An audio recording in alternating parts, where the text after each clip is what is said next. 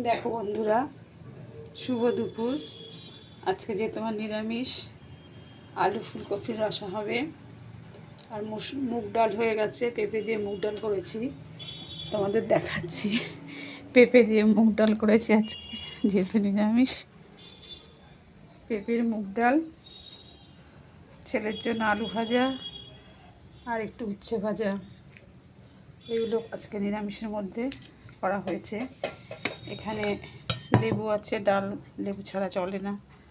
নুন আছে, উচ্ছে ভাজা দিয়ে খাবে, কাসন্দ আছে। এগুলো মোটামুটি নিরামিষের আইটেমের মধ্যে রাখা হয়। আর রান্না হয়েই এসছে।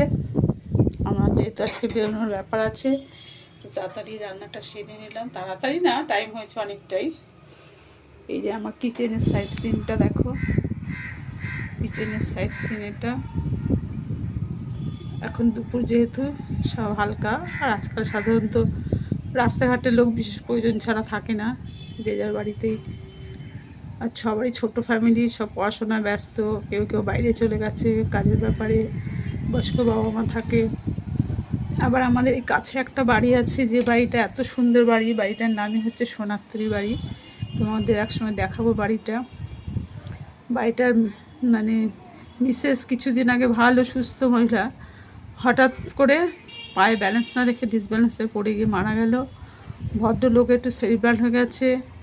একটা ছেলে শ্বশুরবাড়িতে থাকে, বউ অসুস্থ, থ্যালাসেমিয়া। পুরো বাড়িটা পড়ে রয়েছে। একটা অপূর্ব বাড়ি, কিছুটা দেখাতে পাচ্ছি, আমার ব্যালকনি দিয়ে দেখা যায়। মানে এত যত্ন করতে বাড়িটার, এই যে একটু আধটু দেখা যাচ্ছে, এই আমার কাছেই বাড়িটা একদম।